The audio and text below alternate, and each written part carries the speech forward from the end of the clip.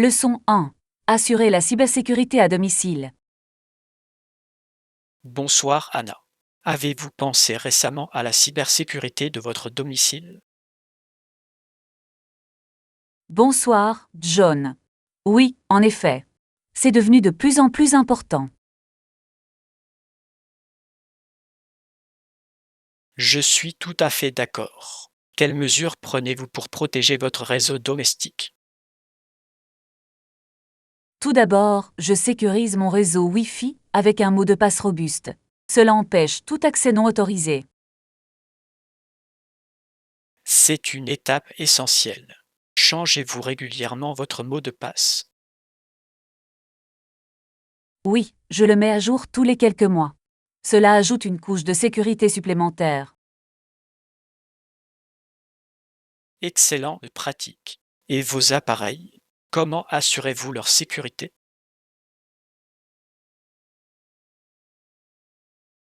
Je mets régulièrement à jour les logiciels et les systèmes d'exploitation. Ces mises à jour incluent souvent des correctifs de sécurité. C'est judicieux. Maintenir ces logiciels à jour est crucial pour la protection. Je veille également à avoir un logiciel antivirus installé sur mes appareils. Un logiciel antivirus est indispensable. Il permet de détecter et d'éliminer les menaces potentielles. Bien sûr. De plus, j'évite de cliquer sur les liens ou les courriels suspects. Les attaques de phishing peuvent être très trompeuses. La vigilance est essentielle pour les éviter. Exactement. Je vérifie toujours les informations de l'expéditeur avant de répondre à un message. C'est une approche judicieuse. Avez-vous activé l'Authentification à deux facteurs? Oui, je l'ai fait. Cela ajoute une sécurité supplémentaire pour mes comptes. L'Authentification à deux facteurs renforce considérablement la sécurité. Elle est fortement recommandée. Je limite également les informations personnelles que je partage en ligne. C'est une précaution importante. Moins on partage, plus on est en sécurité. Je vérifie régulièrement mes paramètres de confidentialité sur les réseaux sociaux. Il s'agit d'une mesure proactive. Elle permet de contrôler qui peut consulter vos informations. De plus, je sensibilise ma famille aux meilleures pratiques en matière de cybersécurité. Il est essentiel d'éduquer les autres. Les membres de la famille doivent être conscients des menaces potentielles. Elle favorise une culture de la vigilance au sein du foyer. Surveillez-vous votre réseau domestique pour détecter toute activité inhabituelle. Oui, je vérifie régulièrement les appareils connectés à mon Wi-Fi. Cela permet d'identifier les utilisateurs non autorisés. C'est une excellente pratique. La vigilance permet d'éviter des problèmes graves. J'utilise également un réseau privé virtuel lorsque je navigue sur un réseau Wi-Fi public. Un VPN est essentiel pour protéger vos données dans les lieux publics. En effet, il crypte mes activités en ligne, ajoutant ainsi une couche de sécurité supplémentaire. Qu'en est-il de vos appareils domotiques? Les considérez-vous comme sécurisés? Je veille à ce qu'ils soient sécurisés par des mots de passe uniques et des mises à jour régulières. Ils peuvent être vulnérables. Tout à fait vrai. Les objets connectés nécessitent une attention particulière. J'évite également d'utiliser les mots de passe par défaut. Les mots de passe personnalisés renforcent considérablement la sécurité. Avez-vous vous-même été confronté à des menaces de cybersécurité? Heureusement, pas encore. Cependant, je reste prudent et prêt à intervenir. C'est judicieux. Mieux vaut prévenir que guérir.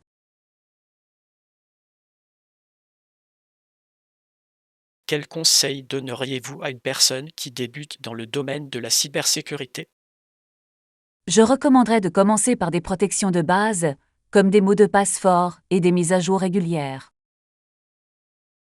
C'est un excellent conseil. Chacun devrait faire de sa sécurité en ligne une priorité. La cybersécurité est essentielle à l'ère numérique actuelle.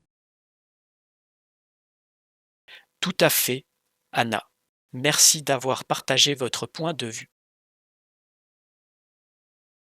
Leçon 2, le choix bio. Bonjour Anna. J'espère que vous passez une bonne journée. Bonjour John. Je vais bien, merci. Et vous?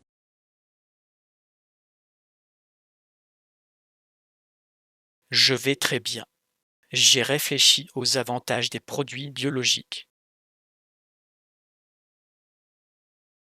C'est un sujet important. Achetez-vous des produits biologiques lorsque c'est possible?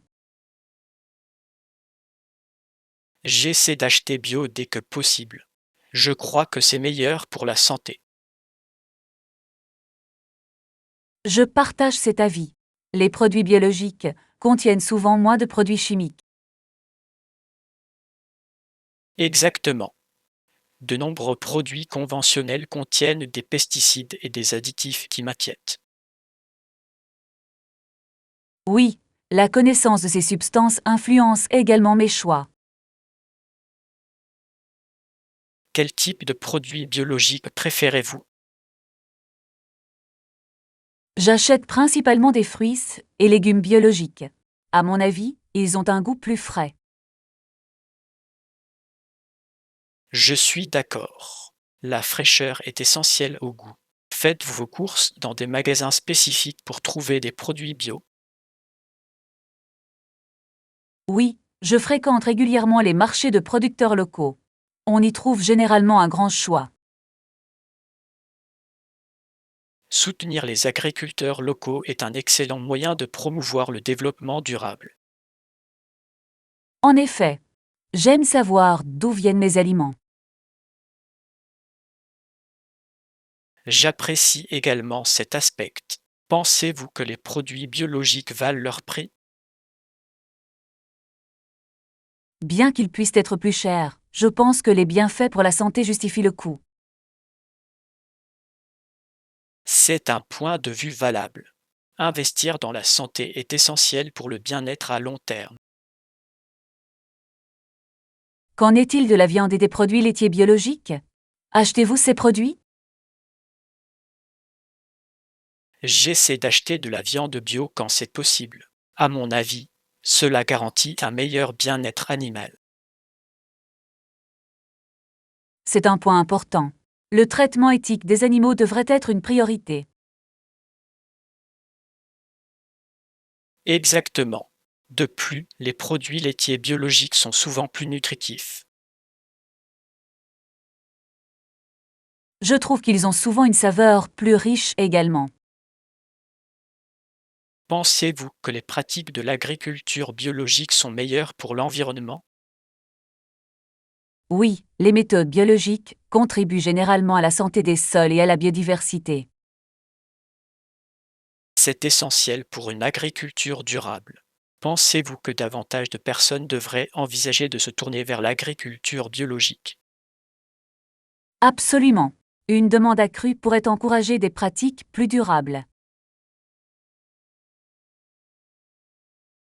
Cela pourrait entraîner un changement positif dans l'industrie alimentaire. Quels sont, selon vous, les défis rencontrés par les consommateurs lorsqu'ils passent aux produits biologiques?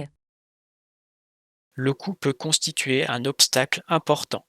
De plus, la disponibilité peut varier selon les régions. C'est vrai. Certaines régions n'ont pas accès aux produits biologiques. L'éducation est également essentielle.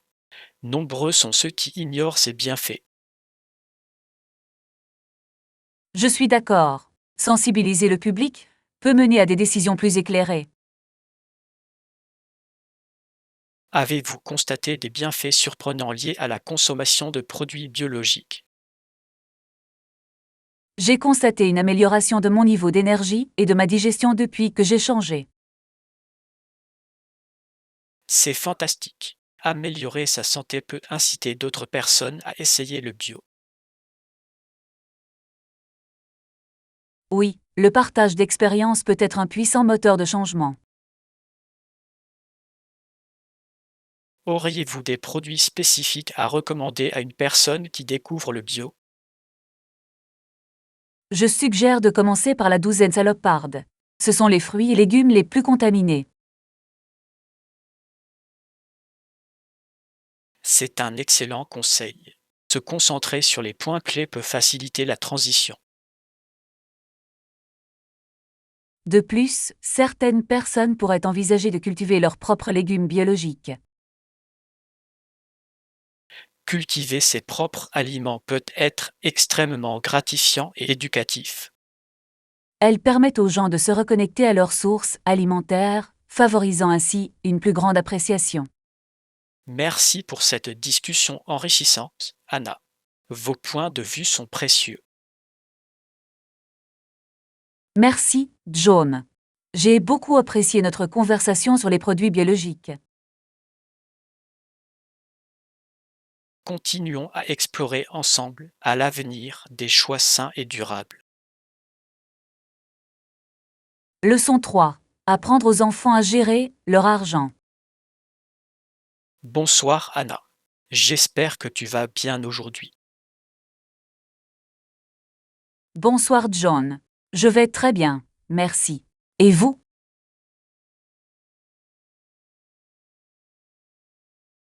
Je vais très bien, merci de demander.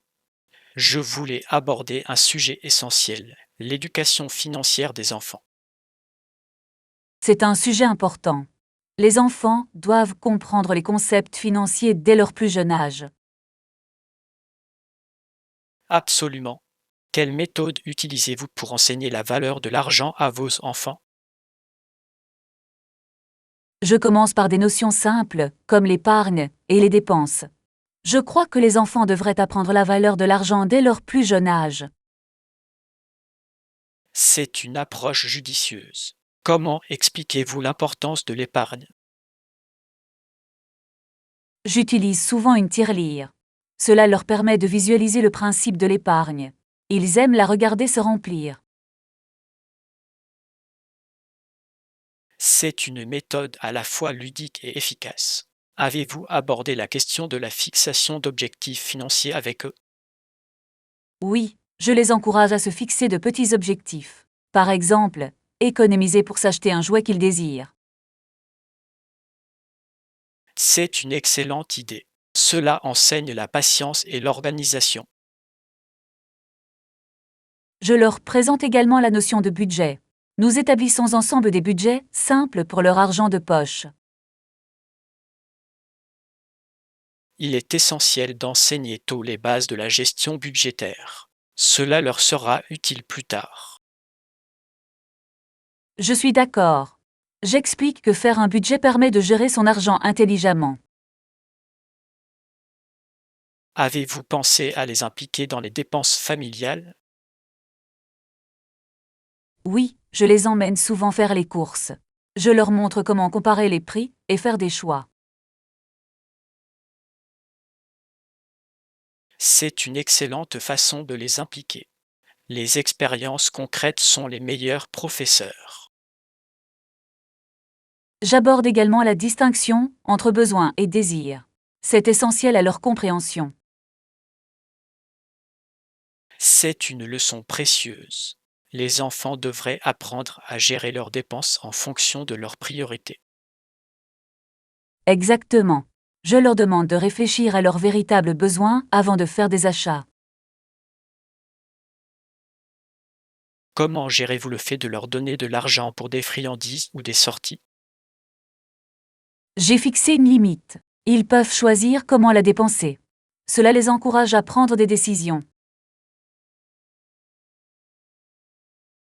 C'est une excellente stratégie. Cela leur donne le sentiment d'être maîtres de leur choix. J'utilise aussi des jeux et des applications conçues pour l'éducation financière. Ils rendent l'apprentissage amusant. De nombreux jeux permettent d'apprendre à gérer son argent de manière ludique. En connaissez-vous qui vous plaisent particulièrement? Oui, mes enfants aiment jouer au Monopoly. Cela renforce des notions comme l'achat et l'échange. Monopoly est un classique. Il enseigne la pensée stratégique tout en développant les compétences financières. Une autre application que nous apprécions est Baccaro. Elle permet de visualiser ses économies et ses dépenses. Voilà qui est intéressant. La technologie peut enrichir les méthodes d'apprentissage traditionnelles. Absolument. Je crois qu'il faut combiner différentes méthodes pédagogiques pour plus d'efficacité. Et si l'on parlait des conséquences de mauvaises décisions financières? Il me semble essentiel d'aborder ce sujet. Comprendre les conséquences de ces actes favorise un comportement responsable. Oui, discuter d'histoires vécues peut aider à illustrer ces points. Exactement. Il m'arrive de partager des anecdotes tirées de mes propres expériences avec l'argent. Les anecdotes personnelles peuvent être très efficaces. Elles humanisent les leçons financières. Avez-vous rencontré des difficultés lors de l'apprentissage de la gestion de l'argent avec vos enfants? Oui, ils peuvent parfois être impatients. Ils veulent une satisfaction immédiate. C'est courant. La patience est une qualité qui prend du temps à développer. Comment faire pour rester patient lorsqu'on donne ces leçons? Je me rappelle que l'apprentissage prend du temps. Je m'efforce de le rendre agréable pour eux. C'est une approche louable. Les enfants apprennent mieux dans des environnements positifs. Je suis d'accord. Je célèbre toujours leur réussite, aussi petite soit-elle. Célébrer les victoires renforce leur apprentissage. Cela les motive à continuer. Quel dernier conseil donneriez-vous aux parents qui apprennent à leurs enfants à gérer leur argent? Je suggère de commencer tôt et d'être constant. Les discussions ouvertes sont essentielles. C'est un conseil précieux, John. La communication est la clé de la compréhension. Merci Anna d'avoir partagé votre point de vue. Ce fut une conversation très enrichissante. Leçon 4. L'avenir de l'enseignement à distance. Bonjour Anna. J'espère que tu vas bien aujourd'hui. Bonjour John. Je vais bien, merci. Et vous?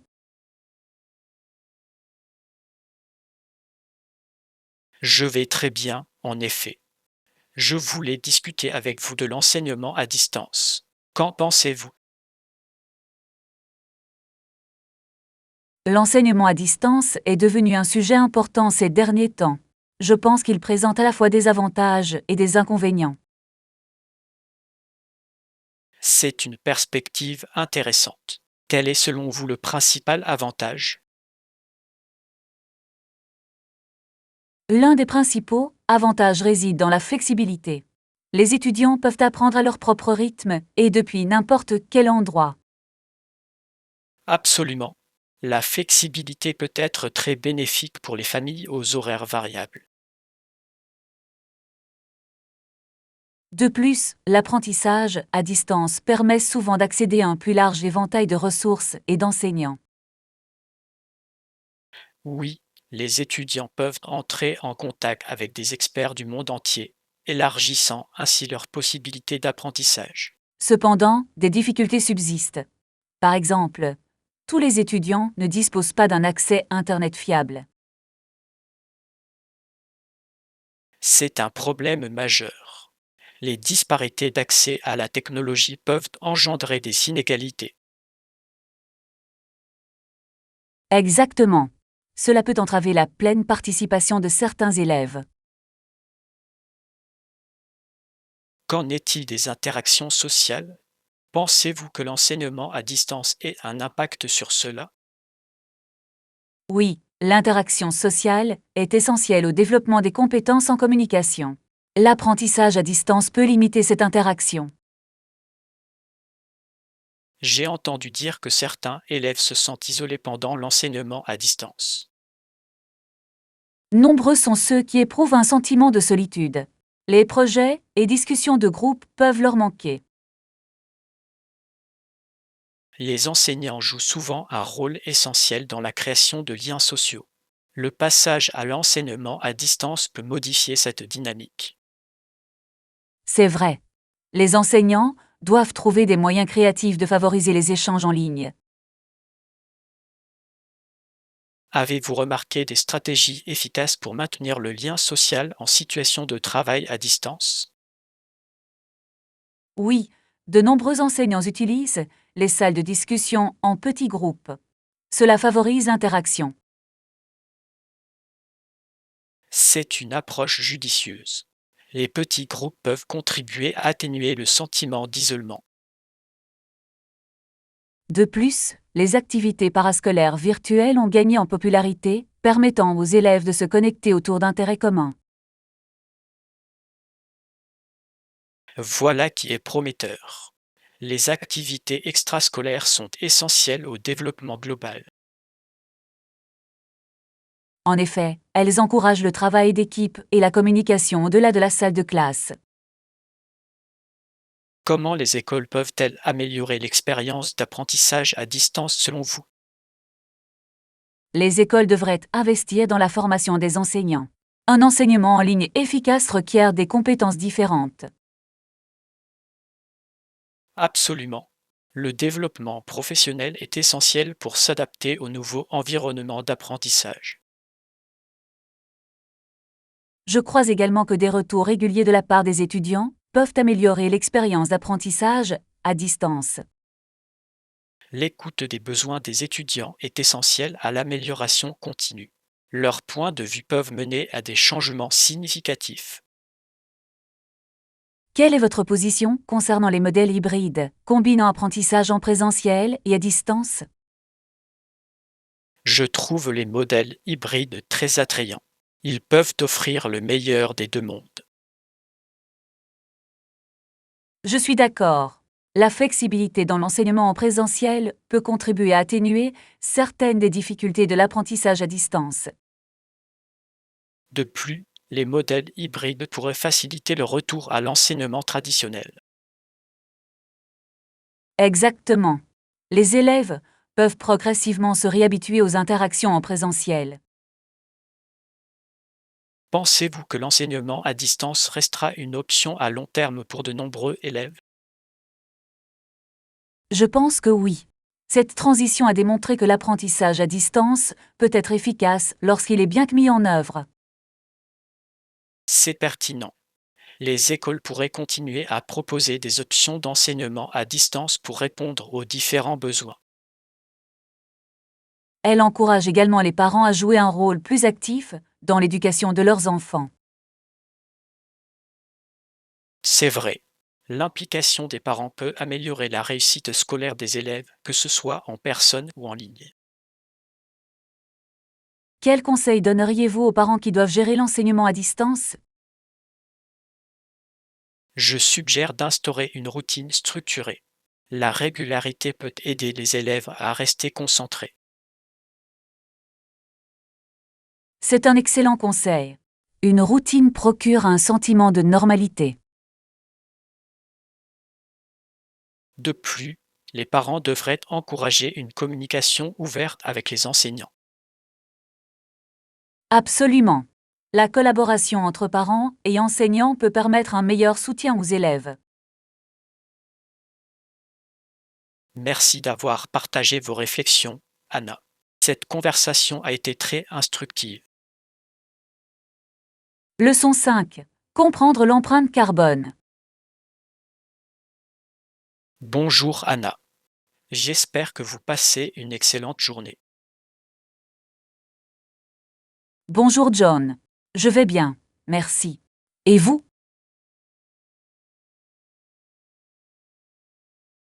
Je vais plutôt bien. J'ai beaucoup réfléchi ces derniers temps à la notion d'empreinte carbone. C'est un sujet pertinent. Suivez-vous votre empreinte carbone? Je m'efforce de le surveiller. C'est essentiel pour comprendre mon impact environnemental. Je suis entièrement d'accord. Connaître son empreinte carbone permet de faire de meilleurs choix. Sur quel aspect vous concentrez-vous lorsque vous mesurez votre empreinte écologique? Je prends principalement en compte les transports et la consommation d'énergie à domicile. Ce sont des facteurs importants. Avez-vous mis en œuvre des changements suite à vos conclusions? Oui, j'ai commencé à utiliser plus souvent les transports en commun. C'est plus écologique que la voiture. C'est louable.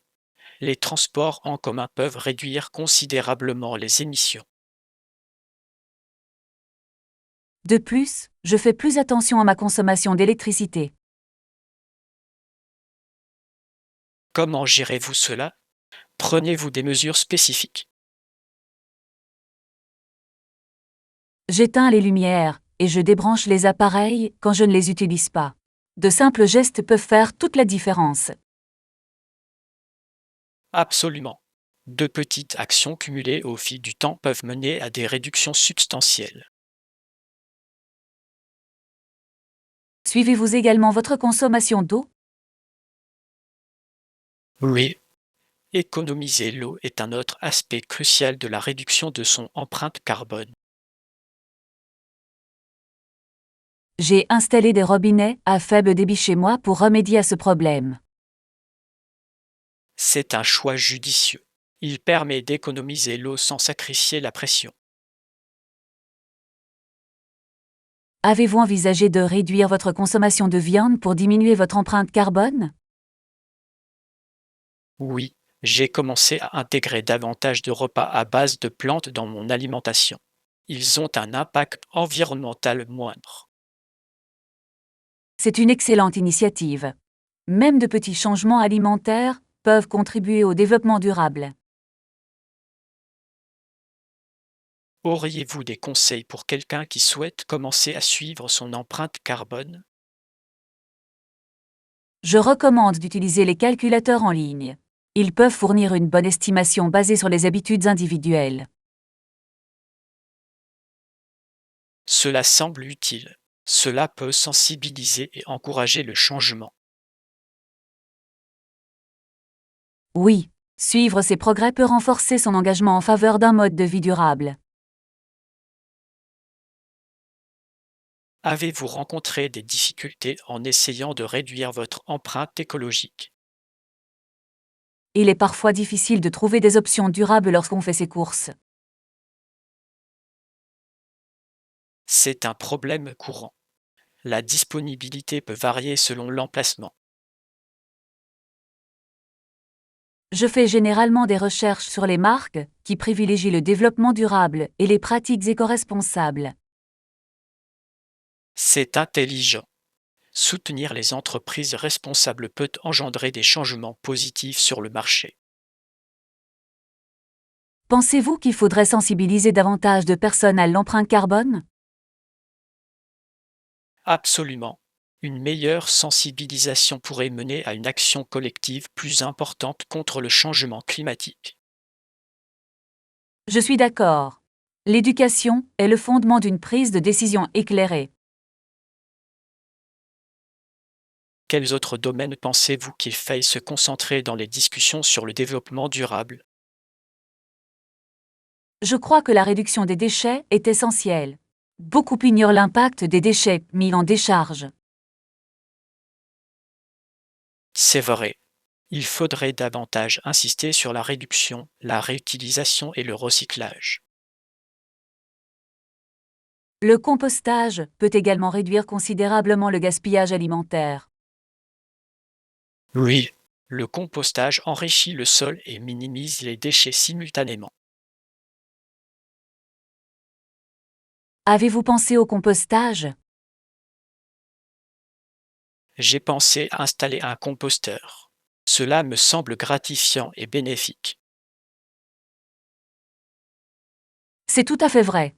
Observer la transformation des déchets en sol riche en nutriments est remarquable. J'espère que davantage de personnes adopteront ces pratiques. L'inspiration peut se propager grâce au partage d'expériences et d'informations. Merci pour cette conversation enrichissante, Anna. Merci, Joan. J'ai beaucoup apprécié discuter avec vous de notre empreinte carbone et du développement durable. Continuons d'explorer ensemble ces sujets importants à l'avenir. Leçon 6. Pratique d'économie d'énergie. Bonjour Anna. J'espère que ta journée a bien commencé. Bonjour, John. Je vais bien, merci. Et vous?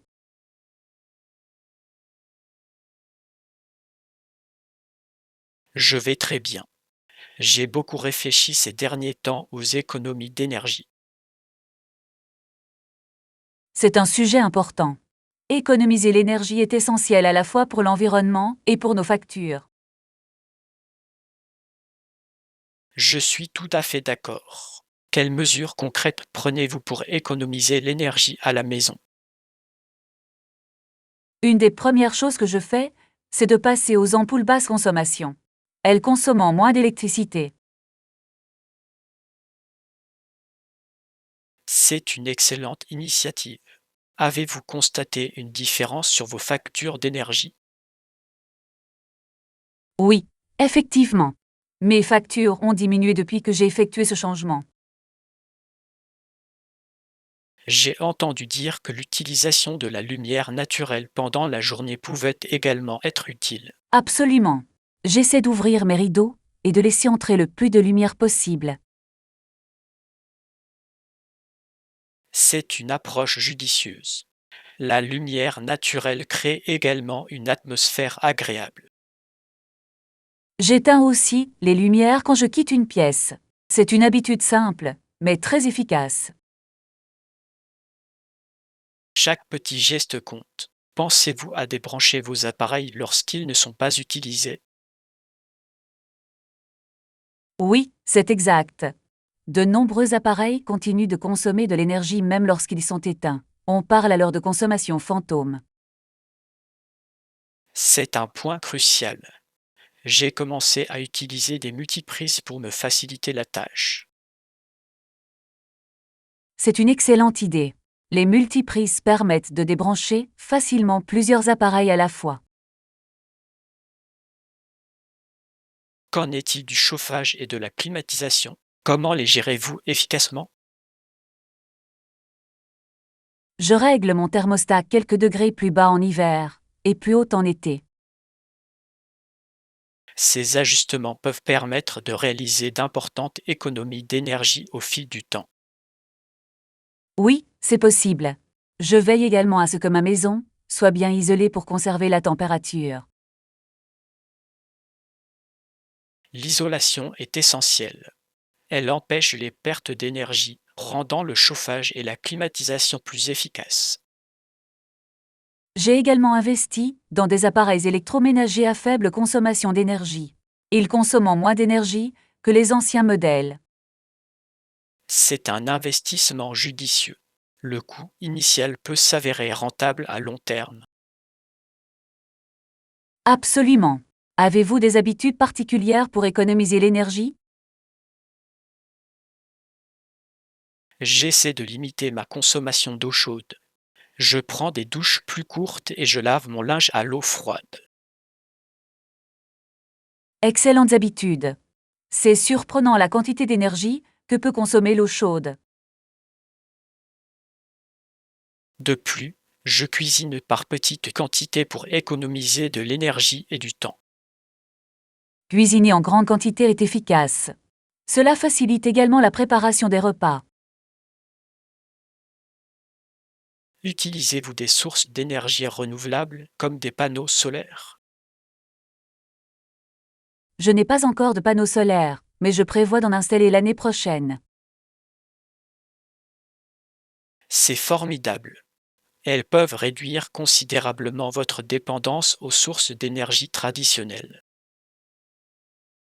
Oui, et elles contribuent à un environnement plus sain. Avez-vous cherché à obtenir des incitations locales pour les énergies renouvelables? Oui. De nombreux gouvernements offrent des rabais ou des crédits d'impôt pour les installations d'énergie solaire. C'est une excellente chose. De telles incitations encouragent davantage de personnes à envisager des options renouvelables. Absolument. L'éducation aux économies d'énergie est essentielle. Beaucoup de gens ignorent les gestes simples qu'ils peuvent adopter. Je suis d'accord. Sensibiliser le public peut mener à un effort collectif en faveur des économies d'énergie. Quel est votre prochain objectif en matière d'économie d'énergie? Je compte réaliser un audit énergétique de mon logement. Cela permettra d'identifier d'autres points à améliorer. Cela semble être un excellent plan. Un audit peut révéler des changements spécifiques auxquels vous n'aviez peut-être pas pensé. Avez-vous déjà réalisé un audit énergétique? Oui, j'en ai fait un l'année dernière. Ça m'a ouvert les yeux et ça m'a aidé à porter des changements concrets. Merci Anna d'avoir partagé ton point de vue. J'ai beaucoup appris de notre discussion. Merci, John. J'apprécie également vos réflexions sur les économies d'énergie. Continuons à promouvoir ensemble les pratiques d'économie d'énergie à l'avenir. Leçon 7. L'importance de mettre à jour son CV. Bonjour Anna. Comment vas-tu aujourd'hui? Bonjour, John. Je vais bien, merci. Et vous?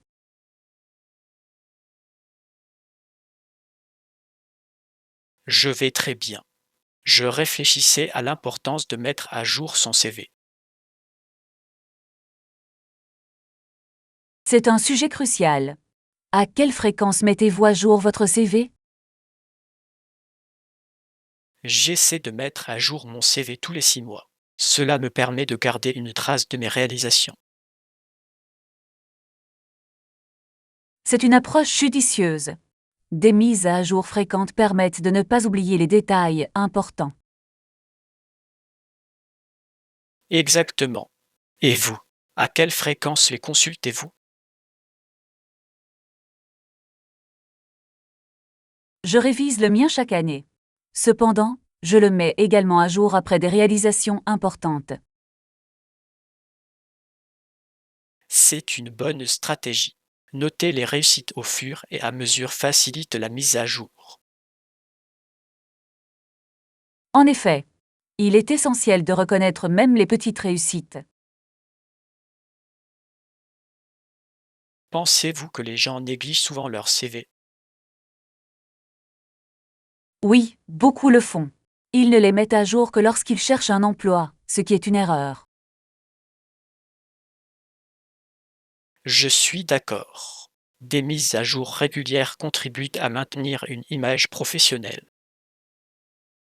Comment organisez-vous votre CV? J'utilise un format numérique. Cela permet de modifier et de mettre en forme facilement le document. C'est astucieux. Les CV numériques sont plus polyvalents. Avez-vous déjà adapté votre CV pour un poste en particulier? Oui, j'adapte toujours mon CV en fonction du poste. Il est essentiel de faire correspondre mes compétences et mon expérience. Le choix d'une tenue sur mesure met en valeur des compétences pertinentes. Les employeurs apprécient cet effort. Exactement. Cela démontre que le poste vous intéresse réellement. Incluez-vous un résumé dans votre CV?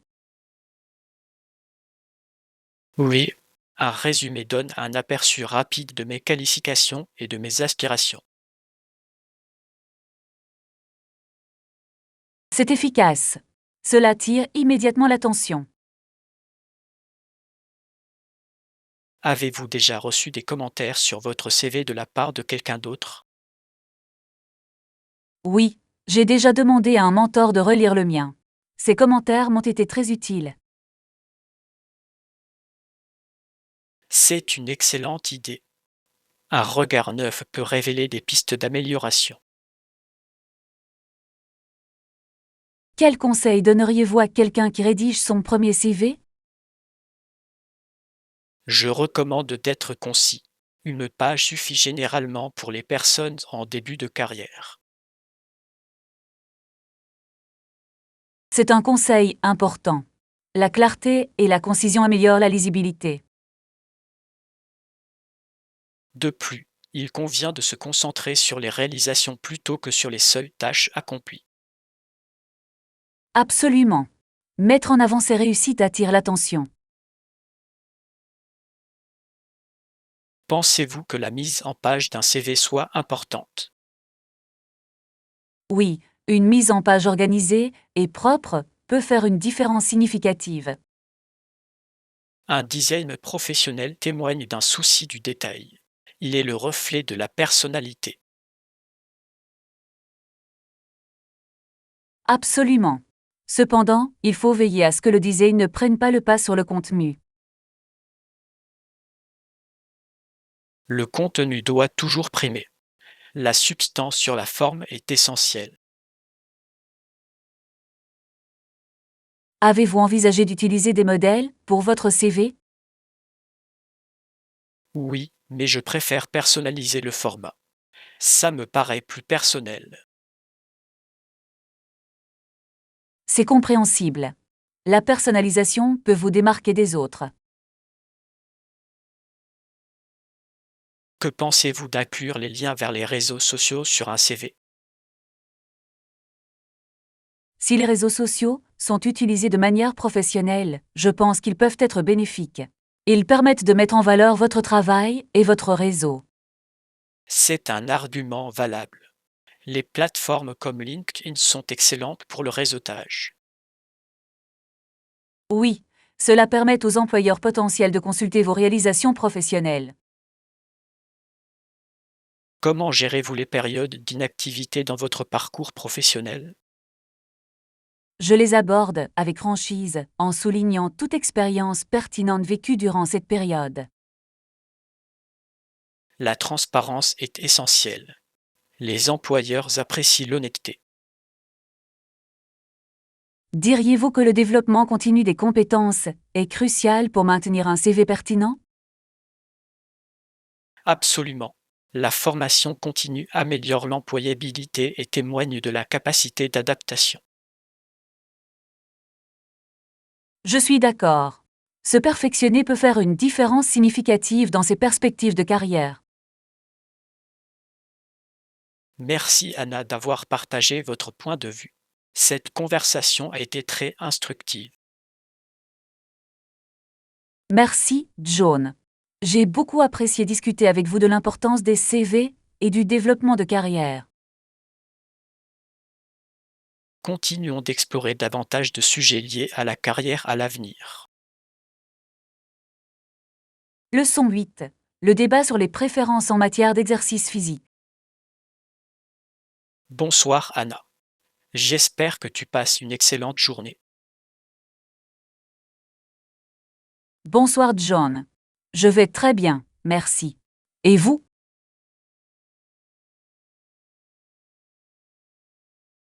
Je vais très bien.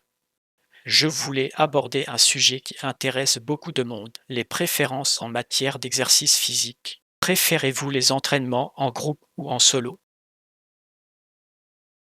C'est une question fascinante. Personnellement, j'apprécie les entraînements en groupe. Ils favorisent la motivation et la camaraderie. Je comprends. L'énergie des autres stimule souvent la performance. Avez-vous un type de cours collectif préféré? Oui, j'apprécie particulièrement les cours de yoga. Ils procurent des bienfaits à la fois physiques et mentaux. Le yoga est excellent pour la souplesse et la relaxation. Le pratiquez-vous depuis longtemps? Je pratique le yoga depuis plusieurs années maintenant. Cela a considérablement amélioré mon bien-être. C'est formidable. Trouvez-vous que l'ambiance du groupe enrichit votre expérience? Absolument. S'entraîner avec d'autres personnes crée un sentiment d'appartenance à une communauté. C'est motivant. Je comprends. L'énergie positive des autres participants peut être contagieuse. Absolument. Les entraînements en groupe permettent aussi de se responsabiliser. On est moins susceptible de manquer un cours. C'est un bon point. Cependant, pensez-vous que les entraînements en groupe ne conviennent pas à tout le monde? Oui, c'est possible. Certaines personnes peuvent se sentir intimidées en groupe. Exactement. Je pense que certains préfèrent l'intimité de l'exercice en solitaire. Les séances d'entraînement en solo favorisent la réflexion personnelle et l'introspection. Elles peuvent également améliorer la souplesse. Oui, s'entraîner seul permet de choisir son programme et son rythme. De plus, les individus peuvent expérimenter différents exercices sans se sentir gênés. Avez-vous déjà essayé de vous entraîner seul Oui. J'aime bien courir seul en pleine nature de temps en temps. Ça me vide la tête. Courir peut être très libérateur. Préférez-vous cela à la course en groupe? Parfois, oui. Je trouve que courir seul me permet de me reconnecter à mes pensées. C'est une expérience précieuse. Nombreux sont ceux qui apprécient cette solitude pendant l'exercice physique. Cependant, je crois que les deux méthodes ont leur avantage. Je suis d'accord. Cela dépend vraiment des préférences personnelles et de l'humeur. Certains jours, j'ai besoin de l'aspect social des cours collectifs. D'autres jours, j'apprécie la solitude. La variété permet de rester motivé dans sa routine sportive. Avez-vous constaté des changements dans vos préférences? Oui, mes préférences peuvent changer en fonction de ma charge de travail et de mon niveau de stress. C'est compréhensible. L'activité physique est souvent une réponse à des besoins émotionnels. Exactement. Les jours chargés, je préfère parfois des séances d'entraînement en solo plus courtes. C'est logique. Des séances plus courtes sont plus faciles à gérer dans un emploi du temps chargé. À l'inverse, durant les périodes plus calmes, je peux rechercher la motivation au sein d'un groupe. C'est un excellent équilibre. La flexibilité est importante pour maintenir une routine d'entraînement régulière. Avez-vous essayé de combiner entraînement en groupe et en solo? Oui, j'intègre les deux à mon programme sportif. Je participe à des cours collectifs certains jours. Ça a l'air efficace. Quels sont les entraînements de groupe que tu apprécies? J'aime les cours d'entraînement fractionnés de haute intensité. Ils sont exigeants mais gratifiants. L'entraînement y peut être très efficace. Il permet de développer rapidement la force et l'endurance.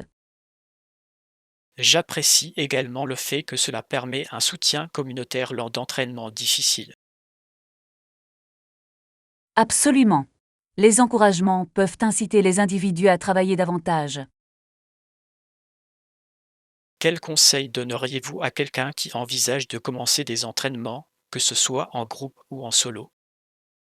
Je vous recommande d'essayer les deux. Il est essentiel de découvrir ce qui vous convient le mieux. Je suis entièrement d'accord. Trouver le bon environnement pour faire de l'exercice est essentiel pour maintenir sa motivation. Oui. Au final, l'aspect le plus important est de rester actif et d'apprécier le processus. Merci pour cette conversation enrichissante, Anna. Vos points de vue sont très précieux. Merci, John. J'ai beaucoup apprécié discuter de nos préférences en matière d'exercice physique avec vous. Continuons à explorer à l'avenir des sujets liés à la santé et au bien-être.